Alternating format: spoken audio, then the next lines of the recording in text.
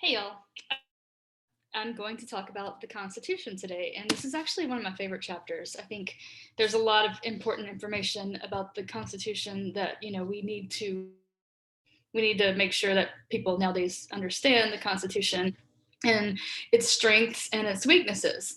So I would suggest you watch the American History Crash Course video first because he kind of goes into some of the early like the things that brought about the Constitution, which I'm not going to talk about today. So watch that first, get familiar with the Articles of Confederation and why that was why they decided to change that and ultimately to get rid of it.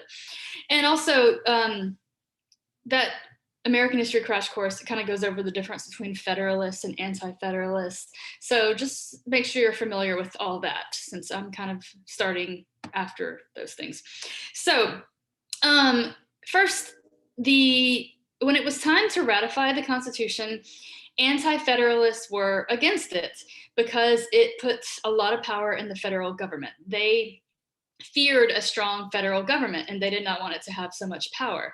So one of the ways in which people who were in support of the Constitution, the Federalists, one way that they got the Anti-Federalists to support it was by adding the Bill of Rights. So the Bill of Rights, it limits the power of the federal government. It basically says the federal government cannot do things that are listed. So that helped Anti-Federalists to feel more comfortable with the Constitution because they clearly said, we are going to limit the power of the federal government in these ways. So the Bill of Rights, the main purpose was to limit the power of the federal government. But the other more practical or pragmatic purpose was to get a lot of the Anti-Federalists to support the Constitution. So they would vote in favor of it so that it would pass. This is what really made the Anti-Federalists get on board. Enough of them got on board to make the Constitution law. So I want to talk about three areas of sort of disagreement that were fixed by compromise in the Constitution. So actually, I'll talk about four of them because the Bill of Rights could be seen as one of those as well. It was a compromise.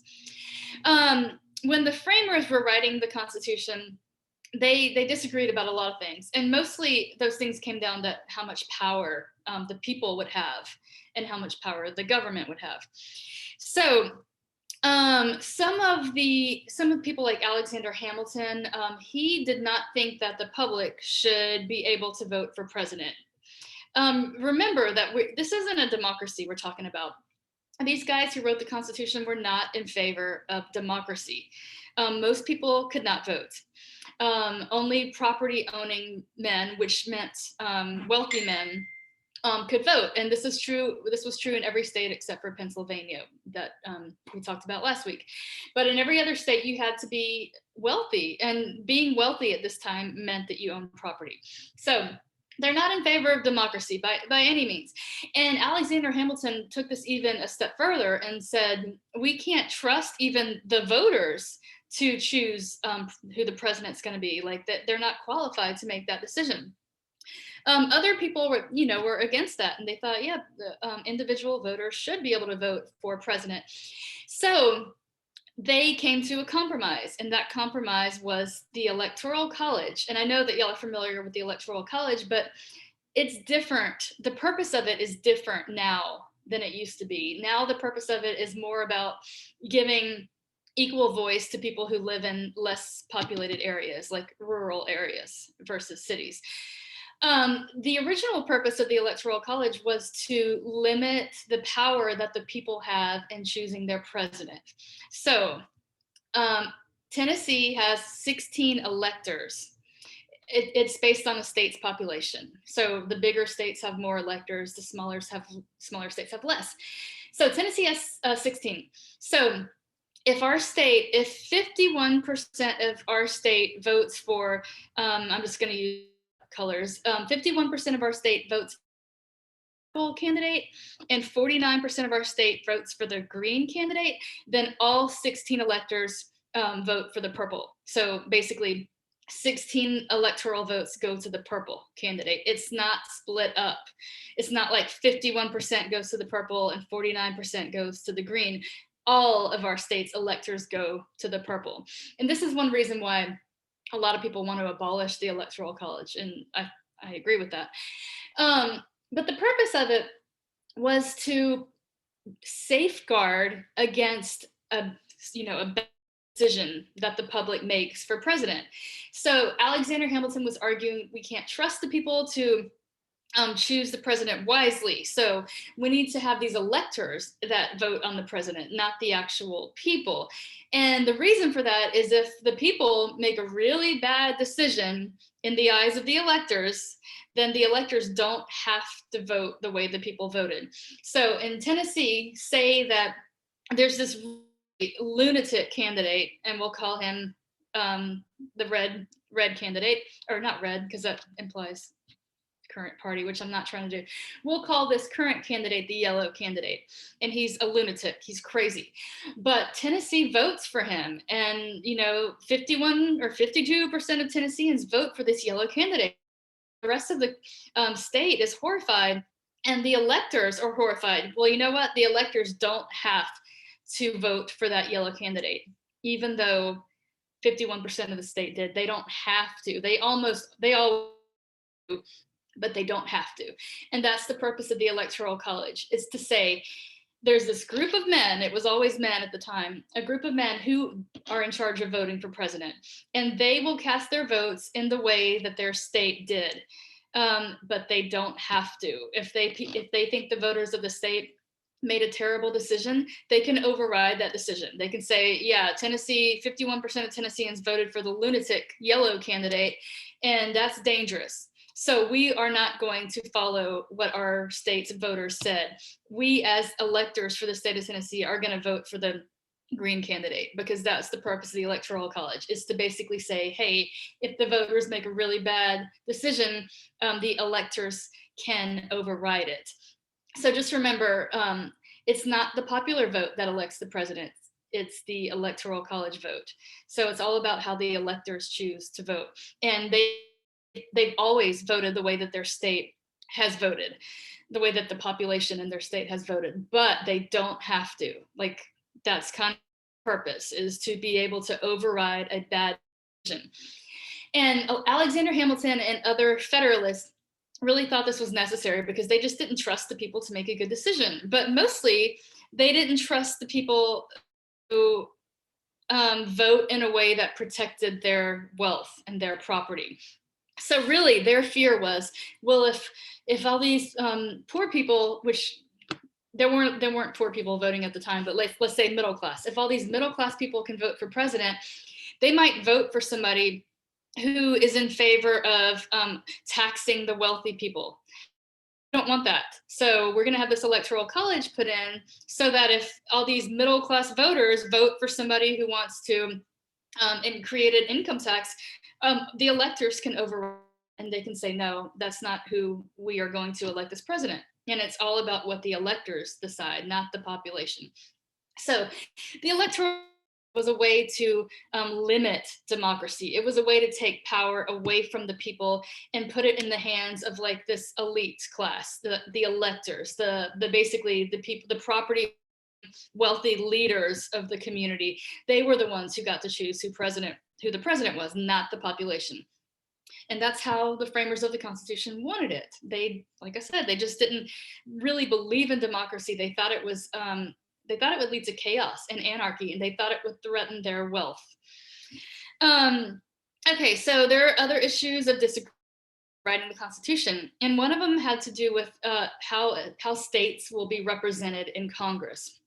So in the American History Crash Course and in the textbook, it kind of explains the different arguments. Like, some bigger states wanted states to have more representation in Congress. Smaller states were saying, no, that's not fair. Every state should have equal representation in Congress. So what they did, and I think this is brilliant, the framers of the Constitution decided to do both of those things. They created two houses of Congress, the Senate and the House of Representatives. The Senate gets an equal amount of representation from every state. So every state has 2 senators that go to DC to represent that state. The House of Representatives is based on a state's population. So states that have more population have more representation in the House of Representatives. So in my opinion, that was a great way to compromise between the big state and small state argument. However, with that having been in place, everyone agreed on this great compromise of the House and the Senate. The next issue was, how would slaves be counted? Because all of a sudden a state's population mattered, because the more people you have in your state, the more representatives you get in the House of Representatives. The more people from your state go and represent you in Washington. And remember, we're talking about a time period around the time of the Constitution when the states really weren't very unified. There was a lot of difference between like Mississippi, or not even Mississippi, not yet, wasn't a state yet. A lot of difference between Georgia and somewhere like Massachusetts. So states felt like they didn't really have a lot in common. They weren't as unified as we are now. So it was a big deal to say like, we're going to compromise on this issue of representation. But the South began to argue that slaves should count as part of their population. And why would the South want slaves to count as population? Because that gives them a much bigger population, which gives them more representation in the House of Representatives. So the slavery question was already becoming an issue.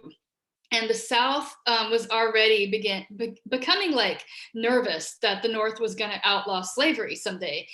So they began to kind of be fearful about having like a lot of Southern representation in Congress. And one way they could increase the representation was for slaves to count as part of the population. The North was against that. They said, well, the South is trying to legally define slaves as property, which we'll talk about in a second, but they still want slaves to count as people. They were like, that's not fair. So this other compromise that they came up with was the 3/5 compromise that said every slave will count as 3/5 of a person when determining a state's population. So another compromise. Let me see okay, I'm trying to stay on track here. Okay, so let's talk about slavery. Slavery is protected by the Constitution, pure and simple. The Constitution never used the word slave or slavery. It used other words. So in one place it says persons bound, unfree persons bound to labor, and it says somewhere else it just says unfree persons or persons bound to labor. Basically, just trying to avoid the use of the word slave. So a lot of the Southern framers of the Constitution were very adamant that the Constitution should protect slavery. A lot of the Northerners, some of them were very much against that. And they really wanted the Constitution to not protect slavery.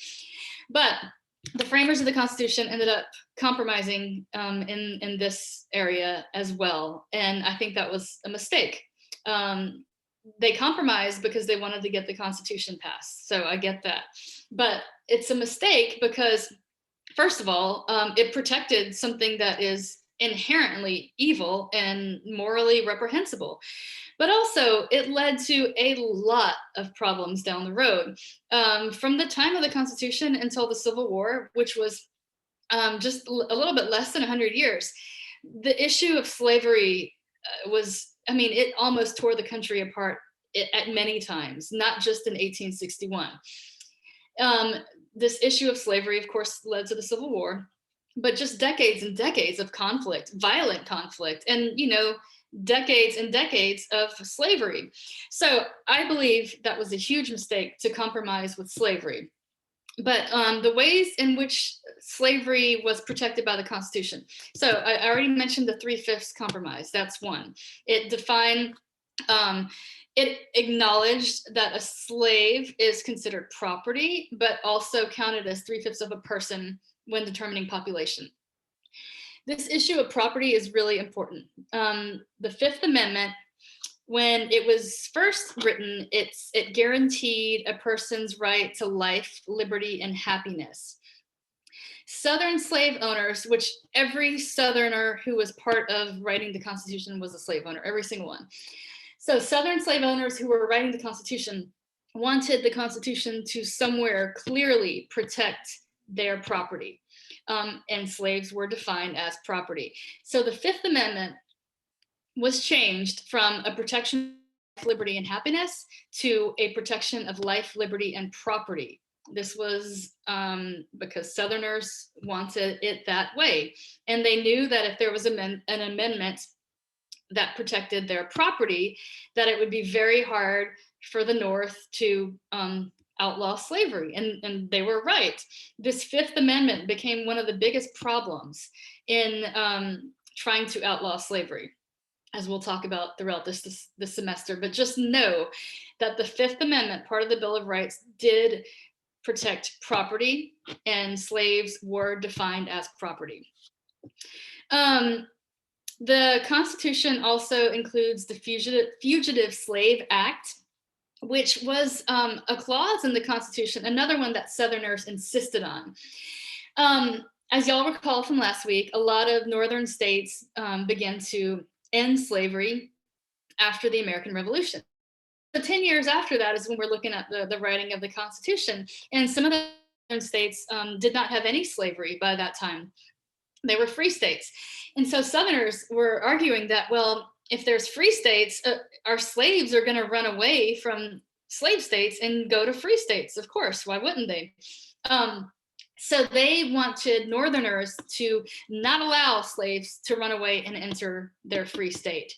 So they insisted that the Constitution includes the Fugitive Slave Act. And this act says that if you are living in a free state, you are bound by law to return runaway slaves to the South. You are bound by law to call the authorities. The authorities of your state are bound by law to return that runaway slave to the South, to the slave's, so-called owner. So this was the Fugitive Slave Act, and it is in the Constitution, but it really wasn't too important yet. It becomes important in the 1850s, but and we'll talk about it more when we get to the 1850s, but I did want you all to know that it is in the Constitution. And the purpose of it was to try to prevent slaves from running away to free states, because they know that if they enter a free state, the people of the free state are bound by law to return them. So it's just another sort of protection of slavery that's in the Constitution. The last protection of slavery in the Constitution had to do with taxes. There is a clause in the Constitution that said that Congress can't tax slave-produced items at a higher rate. So Southerners were very concerned, again, about the North trying to outlaw slavery. So they thought that maybe one way the North could try to sort of kill slavery is by taxing slave-produced items at crazy rates. So we're not really talking about cotton so much yet, but like in the early 1800s, 1820s, 30s, 40s, when cotton became a really important slave-produced commodity, Congress could not tax cotton at a higher rate, which they probably would have done because there was a lot of push for ending slavery. So they may have said, well, one way we can reduce the profits of slavery is by taxing those items at such high rates that slave owners don't make much of a profit on them. So Southerners who were writing the Constitution foresaw that being an issue. So they insisted that there was a clause in the Constitution that bans Congress from taxing slave-produced items at higher rates. So basically, and this is my opinion now, I think the Constitution is a brilliant document. The compromises, a lot of them were very smart, useful for the time. However, compromising with slavery, I believe, was just a huge mistake. That's a big flaw in the Constitution, in my opinion. There's a little flaw in the Constitution, and it has to do with the separation of powers, the checks and balances system. So the Constitution created 3 branches of government: executive, which is the president; legislative, which is Congress, and judicial, which is the Supreme Court. And all three branches were supposed to have equal power so that they could check and balance the other two, so that not one of them will have too much power. And the way that they came up with this was really, for the most part, really smart. So there's things put in place that say, like, Congress can veto an act by the president if both houses of Congress vote to veto an act by the president. The president can veto an act by Congress, but Congress can override that veto. So basically, there's ways that they can kind of check and balance the power of each other. Which, you know, I think is brilliant. Problem with it was that the third branch, the Supreme Court, didn't have equal power. It didn't have the power to check or balance the other two branches of government. That the Constitution kind of overlooked that. So just keep that in mind, because I think it's next week. Soon, we're going to talk about a really important a Supreme Court case called Marbury versus Madison. And that's when this sort of flaw in the checks and balances system was fixed. So we'll talk about that next week. But just for now, know that the checks and balances system that we have now was part of the Constitution, and a very, very creative and brilliant idea. But it lacked the Supreme Court lacked equal power. The Supreme Court lacked the power to check and balance the other two branches. All right. Well, that's it for today. And I am curious to know y'all's thoughts. Constitution. You know, it has lasted a very long time. Of course, we have amendments, but for the most part, we're still using the original Constitution from 1781, and it's surprisingly resilient. So yeah, I just kind of want to know y'all's thoughts on that. Have a nice day.